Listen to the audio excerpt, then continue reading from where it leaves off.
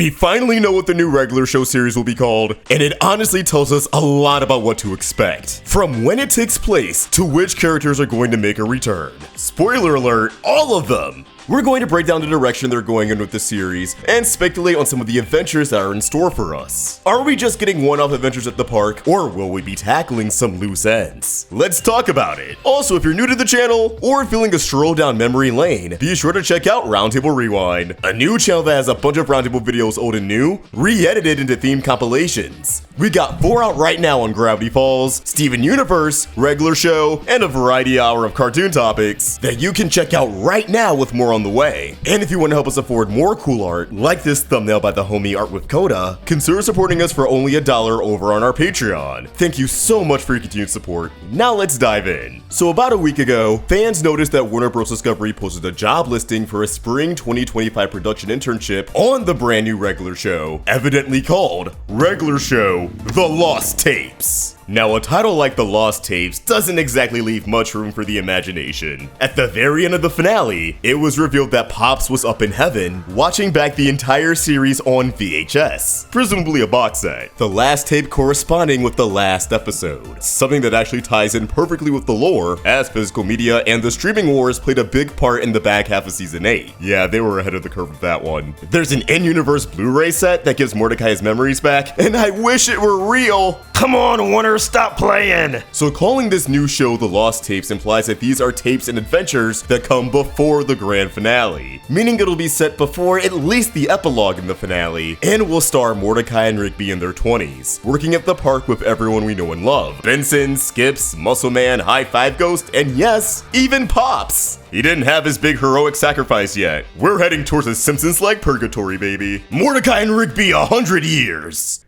But why? Well, as I said in my last video speculating on this sequel series, they're sticking with these two in their prime because the characters are the most recognizable at this age and thus the most marketable. It's risky to age up characters and having to rebrand everything with their new look. And entertainment companies do not like taking risks nowadays. It's why Steven is usually his 14-year-old self on a lot of Steven Universe branding and merch instead of his 16-year-old self. I remember when Multiverses first leaked, you know, Warner's platform fighter that's kinda mid, yet I can't stop playing it because it has all of my childhood icons and I'm easily pleased. When that game first leaked, it seemed like Steven was going to have his future look, but he's 14 in the final game, and the tie-in comics seem to be a little inconsistent with what Steven they use, at least on the covers. 16-year-old Steven with a neck belongs to the movie and future specifically, but little old chipmunk voice Steven? That's the Steven Universe, whether if you like it or not. It really seems like studios such as Warner Bros. Animation and Disney branded television are waving the white flag when it comes to pushing new ideas. They're stooping to Nickelodeon's level of just keeping the cash cows going for as long as possible. They find that it's a lot harder to get people invested into new ideas, and instead of putting in the time and effort to make those new ideas a hit gradually, instead of expecting an overnight success, they're just relying on the names people already know and will check out regardless of their age. The teens and adults who grew up with these shows, and the kids of today who are getting introduced to them for the first time. Nick has SpongeBob in the Loud House, with Avatar Studios now cooking up a bunch of projects. SpongeBob's spin-off, The Patrick Star Show, actually just got renewed for 2 more seasons. Apparently it's actually pretty solid, but I just haven't had any desire to check it out. Disney has Phineas and Ferb in Big City Greens, with Phineas rising from the grave with a season 5 next year, and Big City Greens is just trucking along with no end in sight. They recently got a 5th season, which will keep the show around for a couple more years. And Cartoon Network, aka Warner Discovery, now has Gumball making a return with a 7th season, scrapping their plans for a movie and sequel series.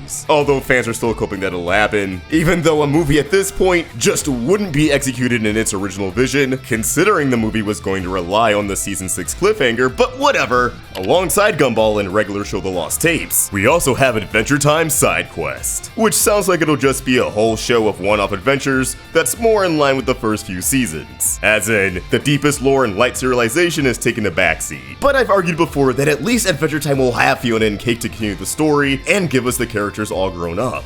But it's hard to imagine that The Lost Tapes will be anything like Fiona and Cake. It definitely feels more like a companion to Side Quest. It probably will still be TV PG like the original, with the average 11-minute runtime and episodic approach to storytelling, which isn't necessarily a bad thing at all. Hell, I don't need a regular show sequel to be in the exact same format as Fiona and Cake. After all, Season 8 was their attempt at serialized storytelling with high stakes, and aside from the final batch of episodes, it's the weakest season of the entire original run. But I am disappointed that we probably won't see any more of Mordecai and Rigby as fathers, or as husbands, getting in some shenanigans reminiscent of Close Enough. I'm not here to be pessimistic, however. I still have hope that this setting can allow for a pretty fun twist. Because Pops' final regular show tape stops at the 25-year Park reunion, who's to say that the lost tapes can't jump all over the timeline? Have some episodes set before the space arc with Pops alive, Mordecai simping over Margaret, and Muscle Man's giving stage 1 brain rot to a new generation, but then have some episodes set after the space arc, and just before the prologue, which was something I suggested in my last video. It could even be a fun guessing game with the audience,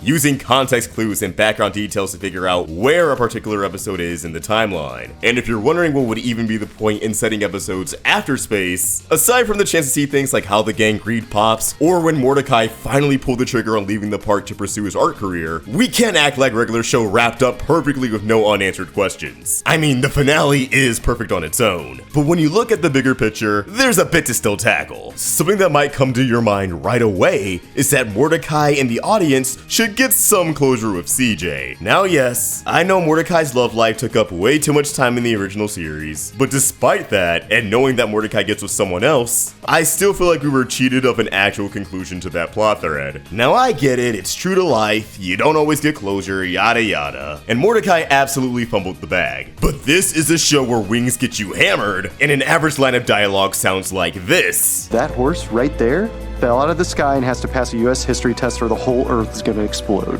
What?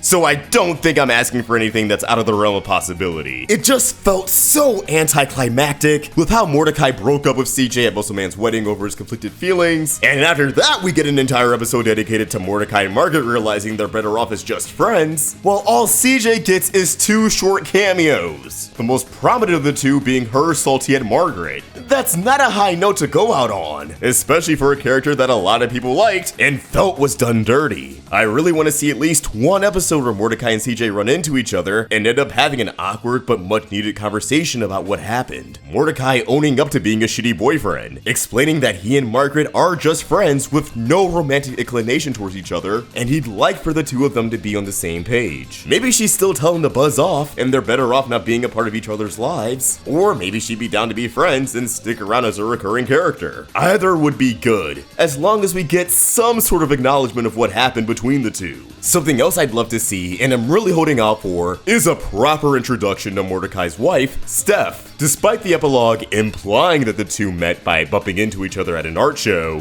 that doesn't necessarily have to be the case now that the series is coming back. They could easily execute things in a way where Mordecai met Stef long before his art career took off. They had some chemistry going, but for one reason or another, things didn't work out then. Maybe she had to move. Maybe he met her on vacation and she lives in a different country. But then she moves down to the States later. And ultimately, this moment where he bumps into her during the epilogue is a reunion that led to a long-term relationship. Look, the woman married Mordecai, and she's hot! That's enough of a reason to flesh out her character and allow viewers to see in her what Mordecai does. We're definitely going to get a lot of one-off adventures and hijinks, but sprinkling in episodes that continue to flesh out these characters and give us a clearer idea of where they end up could only be a positive. So let's hope they deliver so that this sequel can be just as much of a jolly good show as the first. But as always, these are just my thoughts and I want to hear yours. How do you feel about regular show The Lost Tapes based off what we know so far? And what are you hoping to see in it? Let us know in the comments down below, and stay in touch by giving me a follow over on Twitter and Instagram at AltricVox and at Roundtable Vids. Shout out to Art with Coda for another dope thumbnail. Check out his work, and if you enjoyed this video, please sort of like and subscribe to the Roundtable for more great cartoon content. Thank you so much for watching, and I hope you have an awesome day. Peace!